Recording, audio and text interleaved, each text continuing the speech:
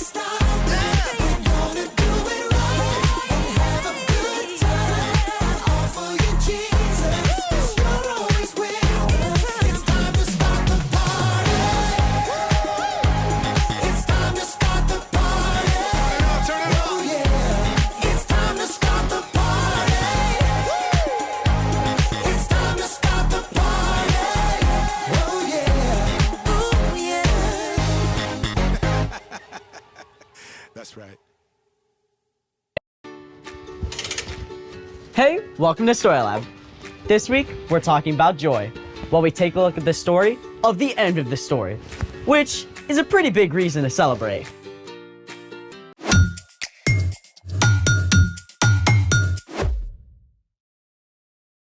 Hey, I'm Sebastian. And I'm Skylar. We're talking about joy, which is choosing to celebrate what God is doing. Whoa, hold on. I love a good party as much as anyone, but I can't handle a luau when it's freezing. It's 97 degrees outside. But it's Arctic in here. Okay, I might have gotten a little carried away with the AC. Well, can you uncarry away? Fine. So cold. Okay, I turned off the AC. Still cold. Yeah, well, it's gonna take a little bit to warm up. In the meantime, I am a human icicle. Yeah, you do look a little frosty around the edges. I feel frosty around the edges. Oh, hey, that gives me a great idea. Like your great idea to crank the AC? Well, it involves a hot plate. Oh, I'm in. Let's make it. What are we doing? This. Oh. I'm gonna need more detail. Well, we're gonna frost this window to make it look like the middle of winter. Really? That's cool. Well, frosty. Of course. If you do this at home, you can use your actual windows. All you need is some Epsom salt, dish detergent, and a spray bottle. Plus a way to heat up the water in a cooking pot. We're using this hot plate. Which means you'll need a grown-up to help. Step 1, you need to boil 1.5 cups of water.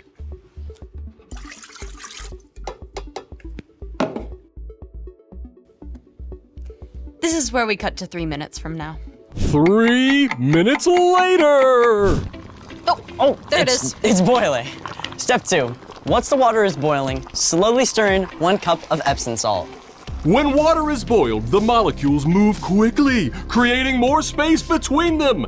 This allows the Epsom salt, or magnesium sulfate, to dissolve and fill the space between water molecules. This forms a solution. Thank you, Sciencey Voice. You're welcome. Step 3, remove the mixture from the heat and allow it to cool slightly.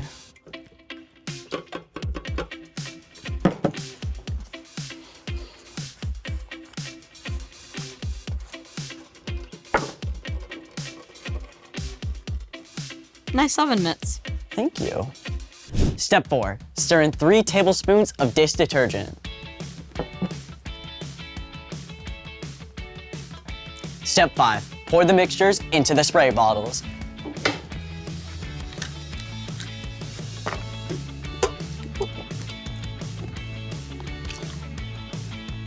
I think that's good. Yeah, should be good. Step 6, add some stencils just for fun. And step 7, spray. Ooh, the fun part.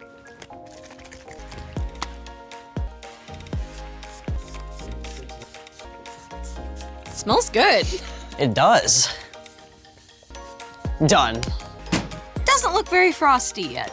Well, we have to wait for the water to evaporate. 1 hour later.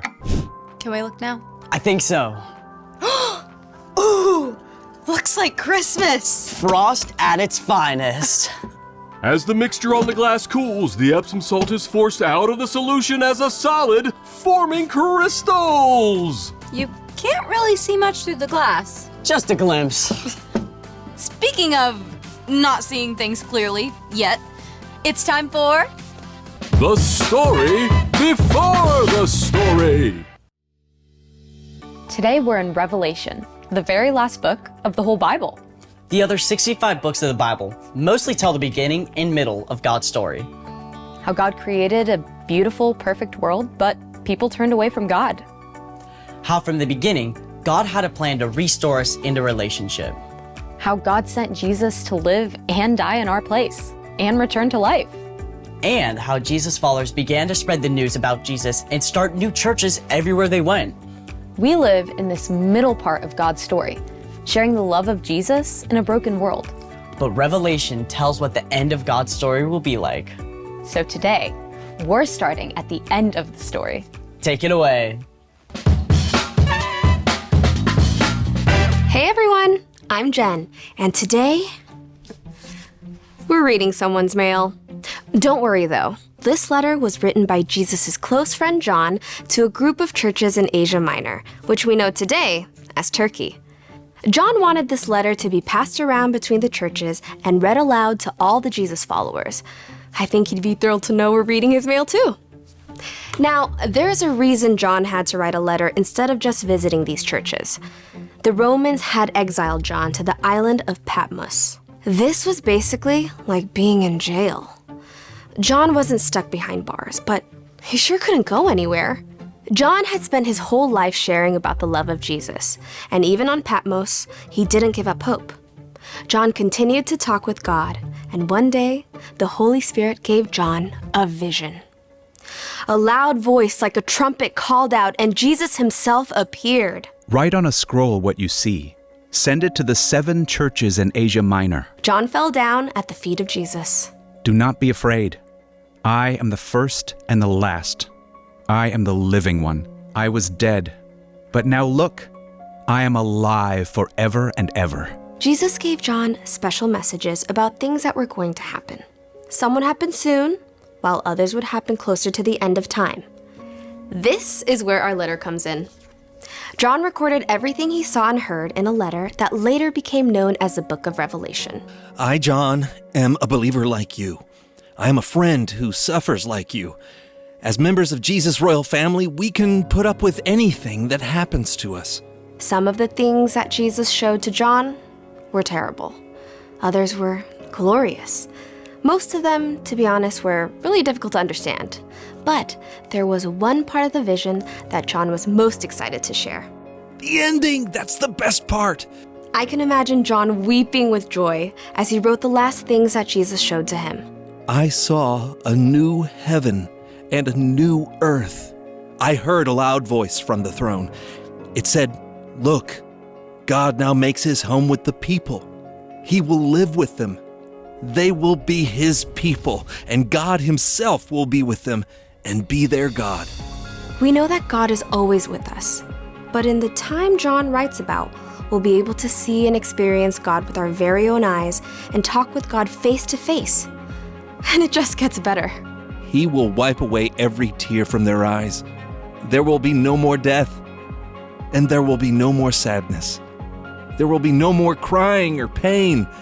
Things are no longer the way they used to be. He who was sitting on the throne said, "I am making everything new." Imagine that. All we have ever known is a world full of brokenness. Even on our very best days, we struggle. We all know people who are sick or hurting. We know that there are people across the world who are hungry or don't have homes, or who are stuck in the middle of terrible wars. But here, Jesus promises that in the end, God will make everything brand new. For those who trust Jesus, there will be no more death, no more pain, or even tears. There will no longer be any curse. The throne of God and of the Lamb will be in the city. God's servants will serve him. They will see his face. His name will be on their foreheads. There will be no more night. They will not need the light of a lamp or the light of the sun. The Lord God will give them light. They will rule forever and ever. It's hard for our brains to think about forever. Maybe even a little scary, but life with God won't be boring. We'll get to continue working with God to take care of God's incredible creation. Just as each of us is uniquely made, God will have the perfect place for each of us to use our talents and gifts. There's so much we don't know, but we do know this. In the end, God will make right every single thing that's wrong, and our place in the story will be amazing. The end. Wow, it's so easy to think of heaven as just some floaty place in the clouds. With chubby baby angels and harps and stuff. The real story is so much more. So, what is our part in the story? Right now, we're in the messy middle of the story. This world is broken. We all experience difficult things, but when we follow Jesus, we know that this is not the end. The Apostle Paul wrote, "No eye has seen, no ear has heard, and no human mind has known. God has prepared these things for those who love him." So what God will do is way bigger than even our imagination. All the things you love here on earth will be made brand new. If God made you really good at something like running or music or science now, it's possible you may enjoy it even more in heaven. And all that stuff that makes you feel sick or sad or scared now? God will wipe all that away and make everything right again. But sometimes that feels really far away. You're right, but even in our broken world, God is still at work now. And we can partner with God to help heal some of that brokenness by sharing the love of Jesus. So we can focus on what God is doing right now. And what God will do when we get to live forever with Jesus. I think those are the very best reasons to celebrate. See you next time. So here's the thing. Celebrate what God will do. I am also celebrating that it is no longer freezing in here. That's a reason for joy. Let's party! Cue music!